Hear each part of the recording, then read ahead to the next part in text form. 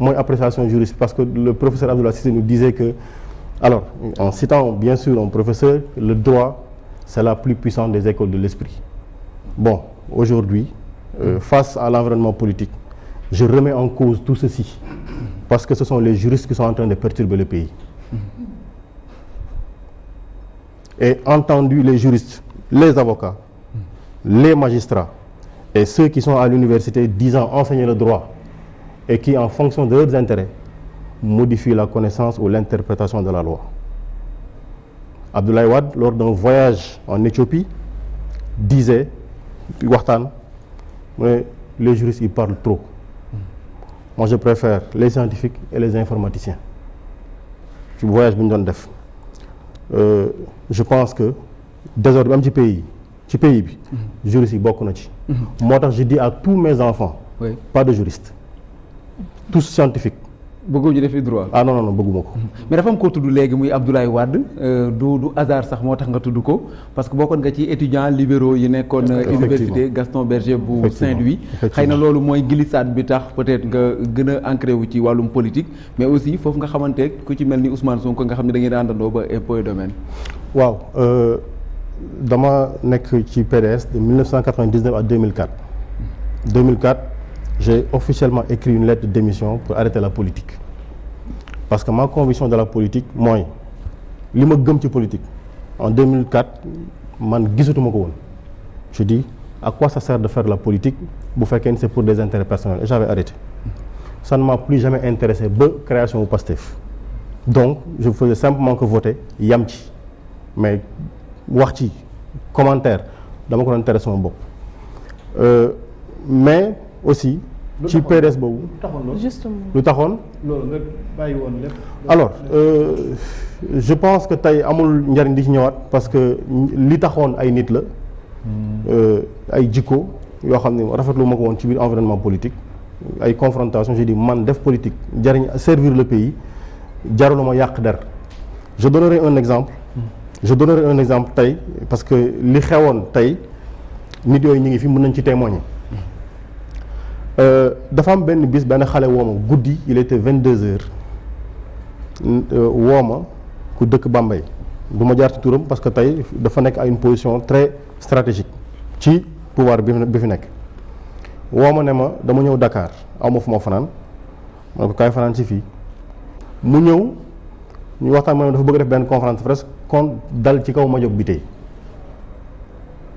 ma ne ko qu'est-ce qu'il t'a fait boobu nag fekk na entre université Gaston Berger ak université Dakar ci les étudiants il y avait une compétition entre ceux qui étaient supposés être de grands intellectuels à Gaston Berger et ceux qui étaient supposés être des militants de terrain à Dakar donc il y avait cette dialectique là d'opposition et cetera alors bi mu ñëwee wax ma loolu ma ne ko mais yow lan la ma jëm bi tey def lan la def dafa la mu saaga déedéet dafa ma saaga ma nga déedéet ma ne ko est-ce que yow am ngay mbokk an sa papa mu ne dafa gaañu ma ne ko an sa yaay mu ne mi ngi dund ma ne ko am nga grand frère mu ne ma am naa grand frère gendarme la ma ne ko xam nga ce que je te conseille de faire woowal sa grand frère laaj ko est-ce que lii nga bëgg a def jaar na yoon man de à mon avis jaarul yoon mais bu la sa grand frère ne jaar na yoon defal sa conférence de presse nga dal ci kaw ma jóg bi tey mais je te le déconseille vivement il a appelé son grand frère il m'a rappelé ne ma effectivement li nga ma wax la ma wax dama koy bàyyi c'est plus tard des années après que Madiop Bitèye a été au courant il m'appelle et me dit je ne savais pas que lii mooy sa jikko ma ne ko non mais j'ai pas besoin de la wax ne lii mooy sama jikko je ne fais pas de la politique pour des positions je ne fais pas de la politique pour lenn je le fais juste par conviction pure et simple bu fekkee ne conviction bàyyiwuma ci awma dara lu ma ciy def ci laa xamee aussi Alioune Badara Cissé qui a joué un rôle extrêmement important dans le choix que j'ai fait bi ma jàllee ENAM alors c'est la seule fois où sama papa jox na ma un avis je suis passé outre nga def leneen. waaw parce qu'il m'a dit je t'aurais conseillé puisque da nga décidé da nga bàyyi politique totalement c'était en 2005 nga dem def douane Alioune Badara Cissé je l'écoutais beaucoup on échangeait beaucoup suma xarit la woon maa ngi dellu aussi di ko ñaanal yàlla xaare ko aljana alors il me dit mais Birame pourquoi tu veux arrêter la politique tu as réussi le concours mais bul def douane parce que tôt ou tard tu reviendras à la politique je te connais boo gisee lu jaaruwul léegi nga tàmbalee xaas fi léegi nga duggaat ci politique bi et ce pays là tôt ou tard il aura besoin de toi dans le terrain de la politique bul def mukk doon defal un corps qui te permettra d'être proche pour boo bëggee duggaat ci politique jour bi ñuy def choix yi bi ñu woowee suma tour j'ai hésité j'ai d'abord dit douane et j'ai rectifié j'ai dit impôt domaine ndax bokk na ci avis wu Alioune Badara Cissé je lui ai fait beaucoup de reproches parce que il a joué un rôle important dans l'accession au pouvoir de cet homme-là qui est aujourd'hui fii je lui disais yal na ko yàlla yërëm xaar ak aljana c'est un grand homme que nous avons perdu jërëjëf. Et qu'est-ce qui vous a convaincu ba nga intégrer Pastef après ça puisque da nga abandonné. Non man ci membre fondateur de Pastef laa bokk. En fait en vérité j'avais des relations personnelles ak Ousmane Sonko à l'université. D'abord li ñu njëkk a boole mooy jàkka ji ñu doon tabax université rectorat ne le recteur de l'époque ne kenn du fi tabax jàkka. te question pour ñun on disait non mais ay nit fu ñuy nekk 9 mois jaar na ñoom fa jàkka. donc on peut établir ici ériger benn jàkka sommaire ñu coow ci commission boobu nag bi doon dox pour jàkka jooju am Ousmane Sonko moo ko jiite woon j'étais le trésorier il y avait d'autres personnes ci biir mooy li ñu njëkk a boole ci liggéey ñoo bokkoon faculté bien entendu après ñoo bokkoon dojo bu ñu doon pratiquer karaté également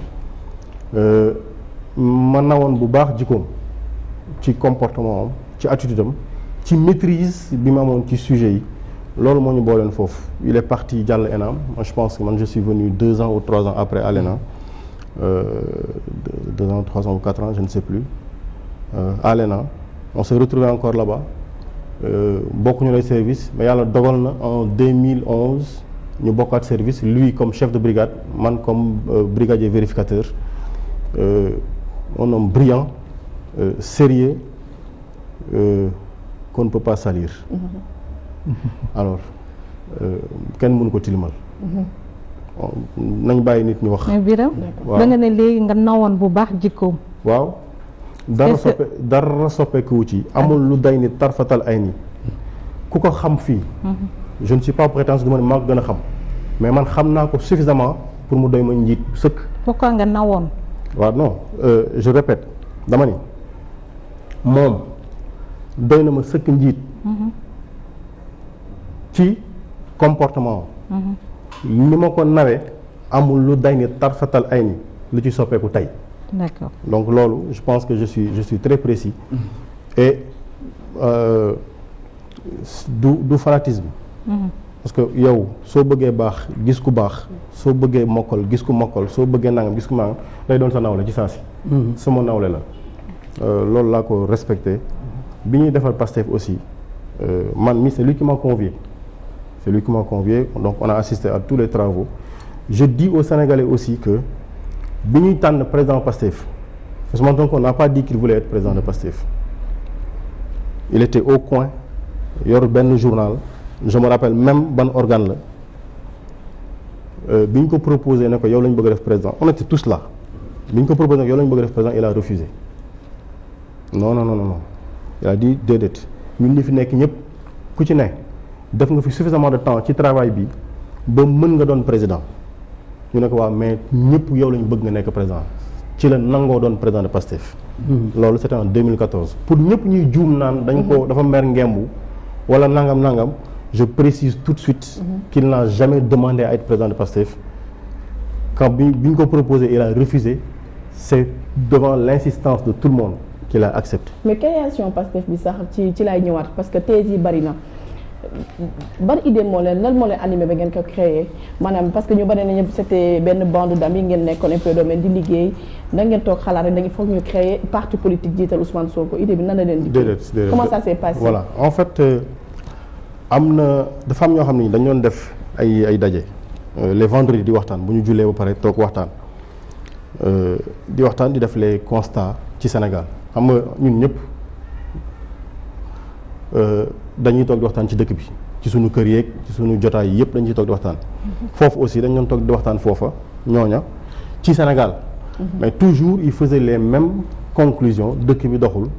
et également c'est vrai bari woon na ay fonctionnaires yu nekkoon ci waxtaan yooya et de hauts fonctionnaires quand même yoo xam ne xam nañ dëkk bi ni muy doxee gis nañ li nga xam ne mi ngi jaar yoon ak lu jaarul yoon ci lañ wax ni bon ñun est-ce que ñun le serment qu'on a prêté d'être des serviteurs dans la loyauté de l'État et non de personnes indiquées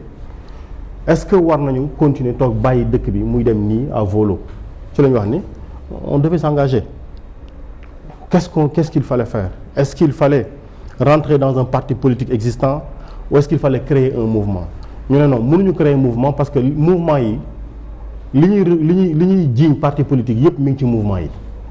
te am na njariñ boo xam ne parti politique am na ko te mouvement amu ko ndax compétition pour jël réew di changer mouvement mënu ko mais parti politique moo am la machine pour le faire kon nañ dem def ci parti politique et on a posé une deuxième question la deuxième question moo nekkoon est-ce qu'il fallait dem dugg ci parti politique boo xam ne am na ba noppi wala est-ce qu'il fallait créer un parti politique ñu ne ñun li ñu bëgg a andi ci soppiku boo demee dugg ci parti politique diggante base ba ngay nekk ak keroog ngay yegg ci la maîtrise de l'organe xëy na yow di nga soppeeku te doo ko yëg ñu ne kon on va créer notre propre machine dina jafe dina metti y avait des risques et je me rappelle à la première réunion quand on a après l'Assemblée générale moom Ousmane Sonko il avait dit est-ce que xam nañ li ñuy yëkkati est-ce que yéen ñi toog fi ñëpp vous êtes conscient de li ñuy yëkkati lan la est-ce que xam ngeen ne bakkan xaj na ci ku ko ñeme na nga toog est-ce que xam ngeen ne kaso xaj na ci ku ñeme na nga toog est-ce que xam ngeen ñàkk liggéey xaj na ci ku ñeme na nga toog les gens sont engagés en étant conscients que voilà les risques que tout le monde courait parce que défier une machine alors que kenn xamuñu. les gens yi ngay wax majorité bi c'était des inspecteurs impôts. non il y avait juste 3 inspecteurs ou 4 inspecteurs des impôts il y avait des conseillers diplomatiques des ambassadeurs il y avait des chefs d'entreprise il y avait des enseignants il y avait des inspecteurs du trésor il y avait tout ce beau monde là. mais donc alors da nga am tamit lenn loo wax léegi la mooy bu am solo muy def différence Pastef ak yeneen parti classique yi ñu seetlu par exemple yeneen parti dañuy am numéro 1 am numéro 2 mais Pastef dafa am administrateur général mu yow mi toog